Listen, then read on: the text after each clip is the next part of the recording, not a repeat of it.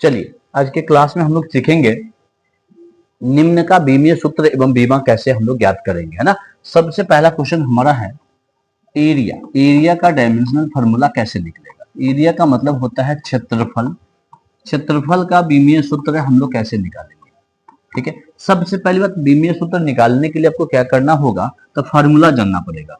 Formula मान लो area का होता है लंबाई इंटू का चौड़ाई होता है, लंबाई गुने चौड़ाई, है ना। क्षेत्रफल का होता है फार्मूला लंबाई गुने चौड़ाई, एल इंटू का बी बोल सकते हैं। अब देखिए लंबाई को हम लोग एल से, चौड़ाई को भी हम लोग एल से लिखेंगे तो एल स्क्वायर हो जाएगा। इसको हम लोग एक तरीका से लिखेंगे तो m के पावर 0, l के पावर 2 और t के पावर 0, ये हमारा हो गया डायमेंशनल फार्मूला। ये हमारा क्या हो गया, डायमेंशनल फार्मूला हो गया। और डायमेंशनल फार्मूला जब हमें पता चल गया, अब हम लोग डायमेंशन की बात करेंगे। डायमेंशन की बात करेंगे, डायमेंशन ऑफ m बराबर हो जाएगा 0, l बराबर हो जाएगा 2 और t बराबर हो जाएगा 0, ठीक है। अब हम लोग SI यूनिट की बात करेंगे। SI यूनिट, SI यूनिट हो जाएगा हमारा मीटर स्क्वायर। SI यूनिट क्या हो जाएगा हमारा मीटर स्क्वायर। SI यूनिट हो जाएगा हमारा मीटर स्क्वायर। इस प्रकार से हम लोग जो है ना एरिया का डायमेंशन फार्मूला निकाल लिए। एरिया का होता है लंबाई गुने चौड़ाई, लंबाई का एल से और चौड़ाई का एल से, इससे एल और एल को मल्टीप्लाई किए तो एल स्क्वायर हो गया।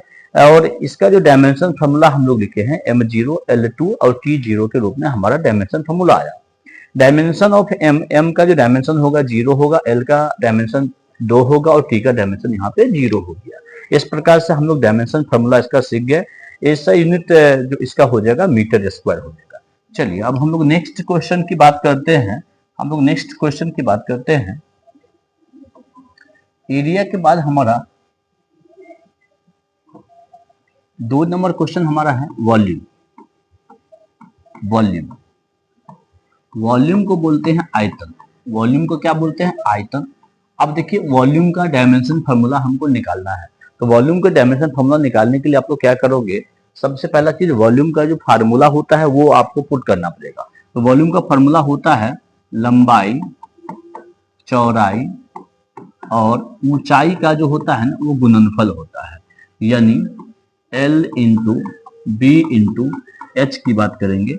अब देखिए लंबाई को हम लोग L से, चौड़ाई को भी हम लोग L से और ऊंचाई को भी L से, इस प्रकार से हमारा ये हो जाएगा LQ हो जाएगा। इसको डायमेंशनल फार्मूला के रूप में लिखेंगे m0, L3 और T0 हो जाएगा। ये हमारा हो गया वॉल्यूम का डायमेंशनल फार्मूला, यानी आयतन का डायमेंशनल फार्मूला निकल गया। अब हम लोग इसके डायमेंशन की बात करेंगे। डायमेंशन, डायमेंशन ऑफ m का हो जाएगा 0, l का हो जाएगा 3 और t का हो जाएगा 0।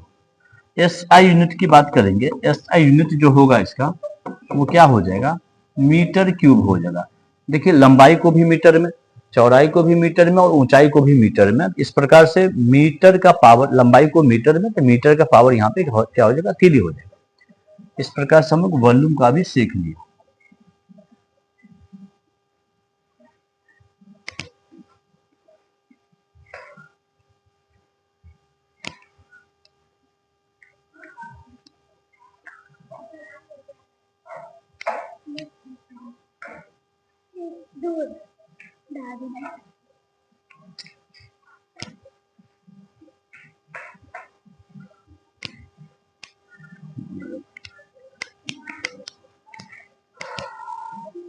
अब देखिए हम लोग वॉल्यूम का हम लोग डायमेंशन फॉर्मूला सीख लिए। अब हम लोग नेक्स्ट की बात करते हैं। नेक्स्ट हमारा होता है, नेक्स्ट क्वेश्चन हमारा होता है, तीसरा क्वेश्चन हमारा होता है डेंसिटी। डेंसिटी, डेंसिटी को हम लोग बोलते हैं घनत्व। डेंसिटी को क्या बोलते हैं हम लोग, घनत्व बोलते हैं। अब डेंसिटी का डायमेंशन फॉर्मूला हम लोग कैसे कैलकुलेट करेंगे। डेंसिटी का डायमेंशन फॉर्मूला हम लोग कैसे निकालेंगे। अब देखिए डेंसिटी का जो होगा, चूंकि हम लोग फार्मूला जानते हैं घनत्व बराबर होता है, घनत्व का फार्मूला जो होता है ना वो द्रव्यमान, द्रव्यमान बटे का आयतन होता है। द्रव्यमान बटे का क्या होता है, आयतन होता है, यानी मास बटे का वॉल्यूम होता है। मास बटे का क्या होता है, वॉल्यूम होता है। मास और वॉल्यूम के बीच का जो रेशियो होता है ना, वही हमारा डेंसिटी का होता है। इस प्रकार से देखिए, द्रव्यमान का तो द्रव्यमान हो जाएगा और आयतन का हो जाएगा लंबाई, चौड़ाई और ऊंचाई का जो होगा ना, वो गुणनफल हो जाएगा। इस प्रकार से आप लोग लिख सकते हैं mass into L into B into H हो जाएगा। लेंथ, ब्रीथ और हाइट का क्या हो जाएगा, मल्टीप्लाई हो जाएगा। इस प्रकार से देखिए, द्रव्यमान को हम लोग एम से लिखते हैं, लेंथ को एल से, चौड़ाई को बी से, एल से, और ऊंचाई को भी एल से। इस प्रकार से m के पावर 1, l के पावर -3 और t के पावर 0, ये हमारा हो गया डायमेंशनल फॉर्म हो गया। डायमेंशन फार्मूला के रूप में हम लोग यहाँ लिख दिए। अब देखिए, डायमेंशन फार्मूला हम लोग जब लिख दिए तो हम लोग क्या करते हैं, अब हम लोग डायमेंशन की बात करते हैं। डायमेंशन ऑफ m का जो डायमेंशन होगा 1 होगा, l का जो डायमेंशन होगा वो -3 होगा और t का जो डायमेंशन होगा वो क्या होगा, 0 हो जाएगा। इस प्रकार से हम लोग SI यूनिट की बात करते हैं।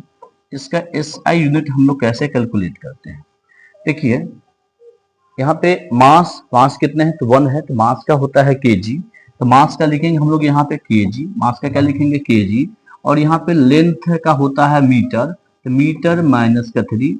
आप इसको ऐसे भी लिख सकते हैं kg पर मीटर क्यूब, kg पर मीटर क्यूब। इस प्रकार से हम लोग डेंसिटी का भी डायमेंशन फॉर्मूला हम लोग जान लिए। तो डेंसिटी का भी डायमेंशन फॉर्मूला हम लोग जान लिए और डेंसिटी का हम लोग SI यूनिट भी जान लिए। तो देखिए, डायमेंशन फार्मूला के केस में हम लोग इसका जो है SI यूनिट भी हम लोग फाइंड आउट कर लेते हैं। नेक्स्ट क्वेश्चन हम लोग देखते हैं। नेक्स्ट क्वेश्चन हमारा है, 4th नंबर क्वेश्चन हमारा है स्पीड। स्पीड को हम लोग क्या बोलते हैं, चाल बोलते हैं। चाल बराबर क्या होता है, देखिए हम लोग जानते हैं स्पीड बराबर जो होता है, स्पीड बराबर क्या होता है, डिस्टेंस बटे का टाइम होता है। डिस्टेंस अपॉन का टाइम होता है, दूरी बटे का समय होता है। दूरी बटे का समय को ही हम लोग क्या बोलते हैं, चाल बोलते हैं। अब देखिए, डिस्टेंस को हम लोग L से लिखते हैं, टाइम को हम लोग T से लिखते हैं। इसको हम लोग थोड़ा बढ़िया से लिखते हैं तो L के पावर 1 हो जाएगा और T के पावर -1 हो जाएगा। इसको डायमेंशनल फार्मूला के रूप में लिख सकते हैं, m के पावर 0, L के पावर 1 और T के पावर -1। इस प्रकार से हमारा स्पीड का डायमेंशनल फार्मूला निकल जाता है। अब देखिए, स्पीड का जब डायमेंशन फार्मूला निकल जाता है तो अब हम लोग इसका क्या करेंगे, डायमेंशन निकालेंगे। डायमेंशन की बात करेंगे, डायमेंशन ऑफ m का जो डायमेंशन होगा वो 0 होगा, L का डायमेंशन 1 होगा और T का डायमेंशन -1 होगा। ठीक है, और SI यूनिट की बात करेंगे अब हम लोग। SI यूनिट जो इसका होगा, देखिए दूरी को किस में मापते हैं, तो मीटर में मापते हैं और समय को मापते हैं सेकंड में, तो मीटर पर सेकंड इसका डायमेंशन फार्मूला आपका हो जाएगा m0 L1 T -1 और इसका जो यूनिट हो जाएगा, जिसको हम लोग मात्रक बोलते हैं, वह हमारा मीटर पर सेकंड हो जाएगा। ठीक है, ये हमारा मीटर पर सेकंड हो जाएगा।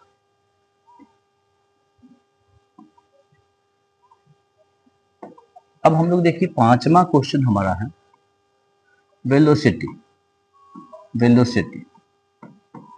वेलोसिटी को क्या बोलते हैं, वेग बोलते हैं।